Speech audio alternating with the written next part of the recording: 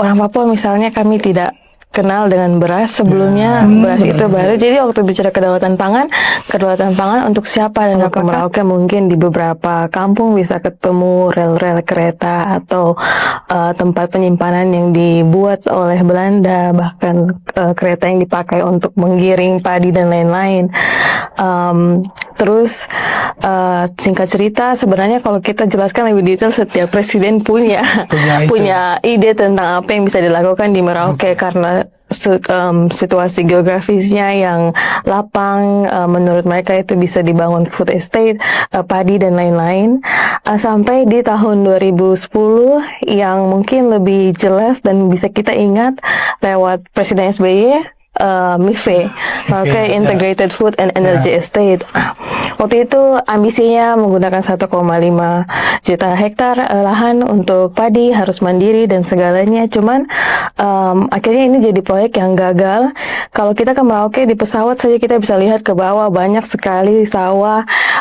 Cuman banyak cerita-cerita juga tentang beras yang tidak laku sampai lebih banyak yang dijadikan makanan ayam, atau misalnya karena sudah kerusakannya sudah terjadi, jadi ketika bencana atau musim hujan dampaknya jauh lebih besar dan akhirnya tidak ada keuntungan bagi petani-petani yang bekerja sejak saat itu. Kalau perusahaan sawit yang masuk di zaman MIFE itu masih ada sampai sekarang juga. Kemudian karena kerusakan dan beras yang tidak laku ini akhirnya dikategorikan sebagai proyek yang gagal juga. Gagal dan muncul lagi dengan nama yang baru seperti yang tadi abang bilang soal PSN Merauke ini. Jadi memang di awal kita semua berpikir, oh apa ini PSN Merauke, apa yang akan dilakukan waktu Jokowi mengumumkan kalau akan dibuka food estate yang baru. Tetapi ketika lihat aktor-aktornya, oh ini sebenarnya orang-orang lama yang ganti nama atau berusaha mengakses tanah yang sejak saat MIFE sudah jadi konsesinya mereka kembali untuk mengaktifkan itu. Tapi memang kalau soal kedaulatan pangan itu sasarannya emang Papua ya, maksudnya luasnya, baru mungkin lahan yang memang mungkin mereka anggap potensial juga, dianggap potensial dari pemerintah untuk dijadikan lumbung pangan, dan sekarang juga namanya lumbung pangan dan energi loh, gitu kan?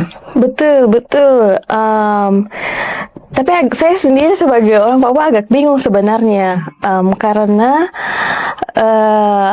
orang Papua misalnya kami tidak kenal dengan beras, sebelumnya beras itu baru. Jadi waktu bicara kedaulatan pangan untuk siapa dan apakah skala luas ini dibutuhkan dengan mengorbankan tanah-tanah milik masyarakat yang tinggal di sana. Misalnya pembukaan 1,5 juta untuk MIFE itu sudah menghancurkan lokasi tempat makanan orang-orang asli pergi.